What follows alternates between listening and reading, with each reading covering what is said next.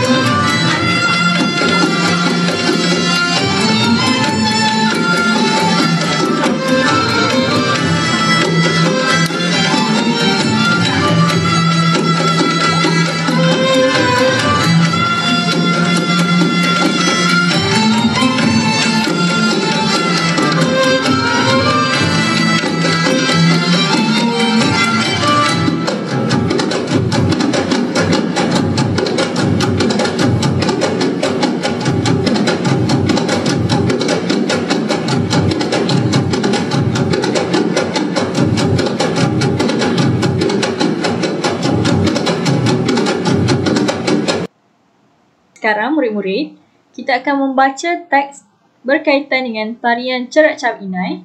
Murid-murid juga boleh merujuk kepada buku teks Bahasa Melayu tahun 3 Jilid 2 muka surat 7. Cikgu akan baca dahulu, kemudian murid-murid akan ikut, okey? Tarian Melayu tradisional yang terkenal terutamanya di Johor berasal daripada tarian istana. Dipersembahkan dengan hiasan seperti bunga-bungaan emas pada piring dan bercahayakan api lilin. Asalnya ditarikan oleh penari wanita dalam bilangan ganjil. Boleh juga ditarikan secara berpasangan oleh penari lelaki dan wanita. Biasanya, bilangan penari terdiri daripada 5 hingga 8 orang.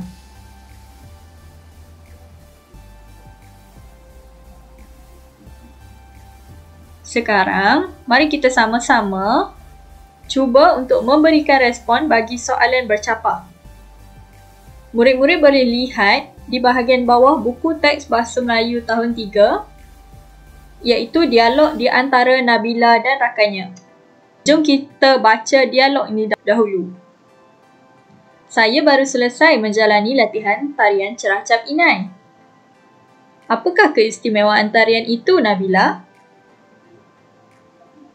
Okay, sekarang murid-murid boleh lihat soalan di bahagian bawah ni, yang kotak berwarna merah jambu. Apa yang perlu murid-murid buat untuk menjawab soalan ini adalah yang pertama, kita perlu kenal pasti kata tanya yang ada dalam soalan tersebut. Kemudian murid-murid perlu menggunakan kaedah tanda salah 2 kali ataupun tanda pangkah. Sekarang kita lihat kata tanya yang digunakan dalam ayat ni adalah apakah. Jadi apa yang kita perlu buat adalah kita letak tanda pangkah ataupun tanda salah. Okey, yang kedua, kita perlu kena pasti tanda baca kata tanya, iaitu tanda soal lah. Tanda soal. Masih lagi menggunakan kaedah tanda salah 2 kali tadi. Jadi kita dah pangkah, kita dah tanda salah pada kata tanya. Sekarang kita tanda pangkah pada tanda soal. Jadi boleh letak kat sini, pangkah. Seterusnya, murid-murid boleh gunakan kaedah buat bulatan selepas kata tanya. Okey, kita tengok dekat sini. Pangkah. Buat bulatan selepas kata tanya. Kata tanya kita tadi apakah? Jadi cari huruf selepas kata tanya. Huruf K kan? Jadi kita bulatkan. Kenapa kita kena bulatkan? Okey, huruf K ni perlu ditulis dengan huruf besar untuk jawapan kita tadi. Jika diletakkan di pangkal ayat lah, di hadapan ayat. Jadi kita perlu tulis dengan huruf K besar. Jawapan kita akan jadi macam ni. Keistimewaan tarian itu, Nabila. Okey, belum lengkap lagi jawapan kita ni. Kita gunakan pula teknik skop. Okey, teknik skop ni apa? S ni untuk siapa. K ni untuk kata kerja. O ni untuk objek. Dan P untuk perluasan. Okey, kita perlu letakkan yang pertama sekali S. S ni siapa? Cari dalam ayat ni siapa. Jadi kita ada Nabila. Letakkan Nabila di hadapan.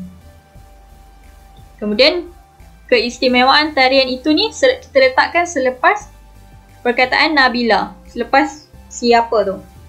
Kemudian murid-murid boleh cari jawapan dalam teks yang kita baca sama-sama tadi. Jadi jawapan akhirnya adalah Nabila, keistimewaan tarian itu dipersembahkan dengan hiasan seperti bunga-bungaan emas pada piring dan bercahayakan api lilin. Jangan lupa letakkan tanda noktah di hujung ayat. Okey, boleh tu murid-murid? Faham? Okey, kita teruskan lagi dengan soalan kedua pula. Apakah fungsi cahaya api lilin itu, Nabila? kita lihat langkah yang pertama tadi, kita cari kata tanya dan letakkan tanda pangkah, tanda salah. Kata tanya dalam ayat ni adalah apakah.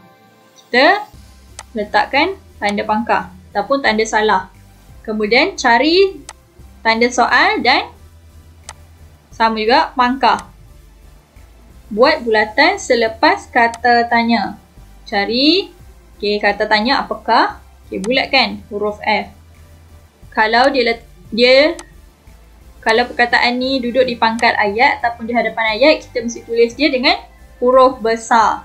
Kemudian lihat teknik skop untuk kita bina jawapan. Skop siapa mesti di depan. Jadi ada lagi Nabila. So Nabila kita letakkan di hadapan, di pangkal ayat.